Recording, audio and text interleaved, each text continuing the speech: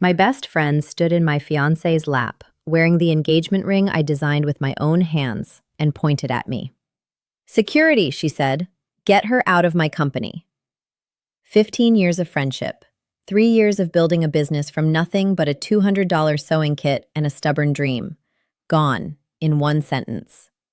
But Claire Whitfield made one mistake that day. She let me walk out alive. And a woman with nothing left to lose has nothing left to fear. Let me back up to where this story actually begins. Not with Claire's betrayal, but 15 years before it, when we were just two awkward girls sharing a locker in 8th grade. Claire Whitfield and I had nothing in common except misery. She was new in town, painfully shy, picked on for her thrift store clothes. I was the chubby kid with braces who ate lunch alone. Somehow we found each other, and for the next decade and a half, Claire was the sister I never had. We went to the same college. We cried over the same boys. When my father died during our junior year, Claire was the one who held my hand through the funeral while my own mother fell apart. I trusted her with everything, my secrets, my fears, eventually my entire life's work. That work was Wild Root Designs, the handmade jewelry brand I started in my apartment with a $200 sewing kit and a refusal to give up. I designed every piece myself. Wire-wrapped stones, recycled metal settings, nothing mass-produced, nothing fake. 3 years later, Wild Root had a studio, 6 employees, and a wait list of boutiques begging to stock us. Claire didn't design. Claire didn't sew, weld, or sketch a single piece. But when the business started making real money, I gave her a title anyway. Creative Director. And 30% ownership, because that's what best friends do. You share. You don't keep score. I also introduced her to Daniel Brooks, my fiancé, at our company's first holiday party. Daniel was steady, successful, the kind of man who remembered how you took your coffee.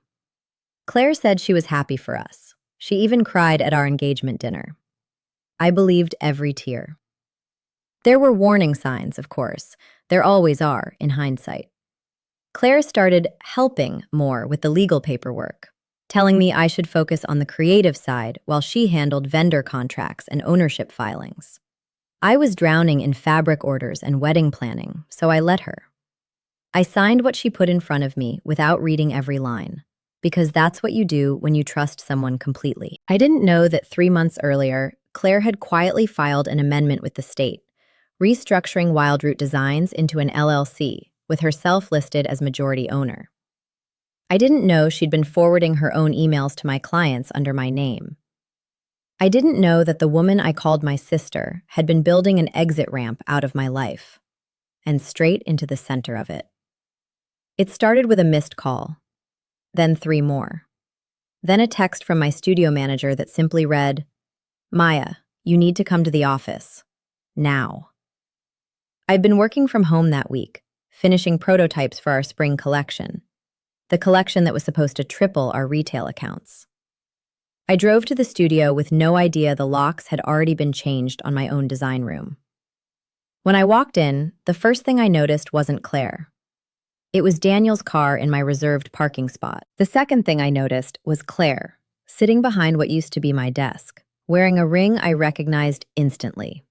Not because it was expensive, but because I had designed it myself late one night as a private sketch for the proposal gift I'd been planning to surprise Daniel with. A ring that existed only on my sketch pad and in a locked drawer of my workbench. She was wearing it on her left hand, and she was sitting in Daniel's lap. I want to tell you I screamed, that I made a scene worthy of the moment. I didn't. I stood frozen in the doorway of the company I built, watching the 2 people I trusted most in the world look at me like I was the intruder. "Maya," Claire said, standing up slowly, smoothing her blazer.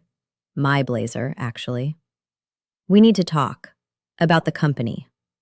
About a lot of things." That's when she told me, in the calm, rehearsed tone of someone who had practiced this in a mirror, that she was majority owner of Wild Root Designs. That she had documentation. That, given my erratic behavior lately, grief over my father's death anniversary, the stress of wedding planning, my supposed instability. The board, which apparently now existed and apparently now included her uncle, the lawyer, and Daniel, had voted to restructure leadership. I laughed. It sounded insane. Then Claire slid a folder across my own desk, and I saw my signature on documents I'd never read closely enough. An amendment, a buyout clause, a power of attorney I'd signed during the worst week of my life, the week my father died, that Claire had quietly used to reclassify shares while I was too broken to check the fine print. Daniel wouldn't even look at me. When I finally found my voice and asked him how long, he said 4 words I will never forget. It just happened, Maya. It hadn't just happened. Nothing about a forged ownership filing just happens. Nothing about a private engagement ring sketch ending up on another woman's finger just happens. This had been built, brick by brick, behind a smile I had trusted since I was 13 years old. Then Claire said the words that ended whatever was left of us. Security will walk you out. This is for the best, Maya. You'll thank me one day. I left my own company through the front door, past employees I had hired and trained, past the mood board I had pinned with my own hands, and I didn't look back. Because I couldn't. It took another 48 hours and a panicked call from my old studio manager, Priya, to learn just how deep it went. Claire hadn't only taken my ring design and my fiancé. Over the past year, she'd been quietly diverting a percentage of vendor invoices into a shell account, rerouting 2 of our biggest wholesale clients to a new line she was prepping under her own name, and telling anyone who asked that I was going through something and couldn't be trusted with the books. She hadn't just stolen my present. She'd been stealing my future for months, while smiling at me over coffee and asking how the wedding planning was going. The next month was the lowest of my life, and I say that as someone who buried her father 3 years earlier. I had no business. My name was still on the building, but I had no access, no income, no legal footing strong enough to fight back immediately, because Claire's uncle had drafted every document with the precision of a man who'd done this before. I had no fiancé, no apartment, since Daniel and I had been splitting the lease on the place we were supposed to get married out of. I had, for the first time since I was 22, no plan. What hurt more than the money was the silence. I called people I'd known for a decade, people who'd toasted at my engagement dinner, and got voicemail after voicemail. Claire had gotten there first. She'd told a careful, sympathetic story about my breakdown, about how worried everyone was, and people believed her, because grief had made me quiet for a while after my father died. And quiet is so easy to rewrite as unstable when someone wants to. Even my own mother hesitated on the phone. "Maybe you should rest, sweetheart," she said, in a voice that told me Claire had already called her too. "Claire's always looked out for you." I moved into my sister Renee's spare room with 2 suitcases and a single box of unsold jewelry prototypes. Pieces too personal to ever have been part of the company line. Pieces Claire's lawyers hadn't thought to claim. I took a part-time job at a coffee shop to cover groceries. I cried more in those 4 weeks than I had at my father's funeral. Because grief, at least, doesn't lie to you. Betrayal does. There was a night, about 3 weeks in, when I sat on Renee's bathroom floor with my old sketchbook in my lap, looking at the proposal ring sketch, the one Claire was now wearing, and I thought about just disappearing. Letting Claire have it all, because fighting felt impossible. Then I turned the page and found a sketch I'd forgotten about. A half-finished design from years earlier, before Wild Root Designs even existed, before Claire, before any of it. Just me, 22 years old, drawing something beautiful out of nothing because I loved it, not because anyone was watching. I realized something, sitting on that bathroom floor. Claire hadn't stolen my talent. She hadn't stolen my hands or my eye or the part of me that could build something from $200 and stubbornness. She'd stolen paperwork. And paperwork, unlike skill, can be challenged. The next morning, I called the one person Claire had forgotten to isolate me from. My college roommate's husband, Marcus. a business litigation attorney with a particular hatred for fraud, ever since his own father lost a restaurant to a partner who'd done something eerily similar. I sat in Marcus's office with my sketchbook, my old emails, and a stomach full of shame I had to talk myself out of feeling. I let this happen, I told him. Marcus shook his head before I'd even finished. You signed a power of attorney during the week your father died, trusting your best friend of 15 years to act in good faith. That's not stupidity, Maya. That's exactly what predators count on. He went through the documents line by line. The power of attorney had been used outside its stated scope. It had authorized Claire to manage day-to-day vendor relationships during my bereavement leave, not to file a permanent restructuring of company ownership. That single overreach was the crack Marcus needed, but a legal case, he warned me, would take months. If I wanted my company back, not just on paper, but the actual clients, the actual reputation Claire was busy rebuilding under my name, I needed more than a lawsuit. I needed proof of financial fraud. I needed the truth to reach people before Claire's version hardened into fact. And it needed to come from people inside the walls she thought were sealed. That night, I made a list. Priya, who clearly hadn't fully bought Claire's story. The forensic accountant Marcus recommended. 2 wholesale buyers I'd built real relationships with, long before Claire ever touched a spreadsheet. And Daniel's mother, Eleanor, a woman who had never fully warmed to Claire. I wasn't going to scream in an office and get walked out by security again. This time, I was going to be patient, quiet, exact. Claire had taught me, without meaning to, that the most dangerous person in any room is the one everyone underestimates. Revenge, done right, isn't an explosion. It's a slow flood.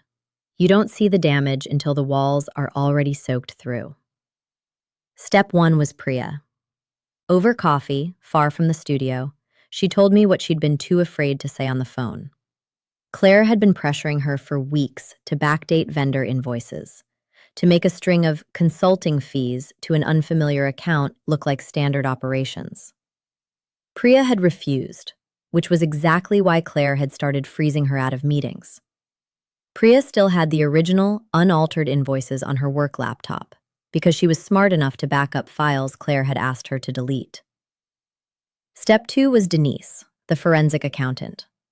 She looked at 3 months of bank statements Priya quietly forwarded and confirmed what I suspected. Roughly $40,000 had been routed through a shell LLC registered to an address that, when I looked it up, turned out to be a UPS store 2 blocks from Claire's apartment. Step 3 meant swallowing my pride completely. I reached out to the 2 wholesale buyers Claire had rerouted to her new line, Bloom & Co., using design sketches that looked suspiciously close to 3 pieces from my own unreleased spring collection. I didn't accuse her. I simply asked, casually, when Bloom & Company had started designing, since I was curious whether the resemblance was a coincidence. Buyers, it turns out, do not love finding out a brand may have stolen its core designs from the very person who used to run their old supplier. Step 4 was Eleanor. I didn't go to her with accusations either. I mailed her a small, unsigned package. Copies of the original ring sketch, dated months before the engagement, alongside an email thread of Claire requesting creative input on a ring design. For a client, she'd claimed. 3 weeks before she appeared in that office wearing it. Eleanor valued one thing above all else: the truth, especially when it concerned her son. I trusted her to draw her own conclusions. While all of this moved quietly in the background, I rebuilt. Not under the Wildroot name, since that fight was still in Marcus's hands, but under a small new label I called Renee and Ray, named half for my sister's couch and half for the nickname my father used to call me. I used the unclaimed prototypes from that cardboard box and sold them quietly online. 1 honest sale at a time. It took 6 weeks. 6 weeks of coffee shop shifts by day and sketching by night, of legal filings moving through Marcus's office, of careful conversations that planted seeds I never had to water twice. Because the truth, once it has somewhere to land, tends to grow on its own. By the end of those 6 weeks, I had a forensic audit proving $40,000 in diverted funds. A wholesale buyer ready to confirm Bloom & Co.'s original designs were lifted from my private files. A mother-in-law that almost was quietly forming her own opinion of Claire. And a small but growing business with my actual name nowhere near a stolen LLC. Claire had no idea any of it was happening. As far as she knew, I was exactly where she'd left me. Broken, broke, and gone. The unraveling happened in a single week, and Claire never saw a piece of it coming until it was already over. It started with Eleanor. I never learned exactly what she said to Daniel, but I learned the result.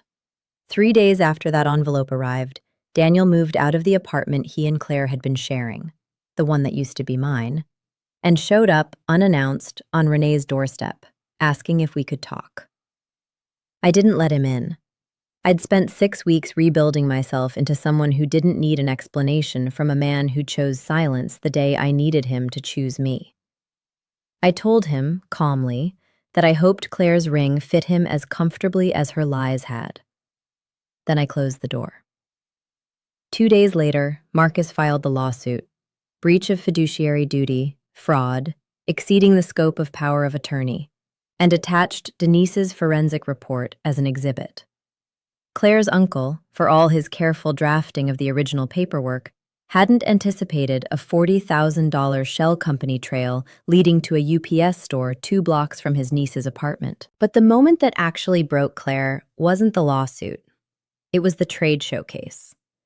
At the same regional event Wildroot used to attend every year, the one Claire had proudly told people she'd be presenting Bloom & Co. at as the brand's visionary founder, one of the buyers I'd quietly spoken to weeks earlier stood at her booth, picked up the centerpiece necklace, and asked, loudly enough for surrounding booths to hear, whether Bloom & Company had licensed the design from Wildroot's original spring collection, since the resemblance was remarkable. I wasn't there. I didn't need to be. Priya texted me a single photo from the showcase floor. Claire, frozen, holding a necklace that was, down to the stone setting, my design, while a small crowd of industry buyers exchanged glances that meant her reputation in that room was already over. By the time I walked into the mediation Marcus had arranged 3 weeks later, not a courtroom drama, just a conference room with too much fluorescent lighting, Claire looked nothing like the composed woman who'd sat behind my desk wearing my ring sketch. She looked exhausted, cornered, smaller, somehow, than the 15 years of friendship I'd given her. She tried, briefly, to talk to me before the mediator arrived. Maya, I never meant for it to go this far. I wanted what you had.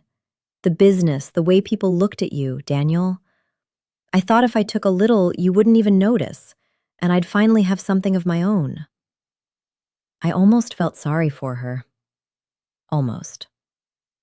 You didn't take a little, Claire, I said.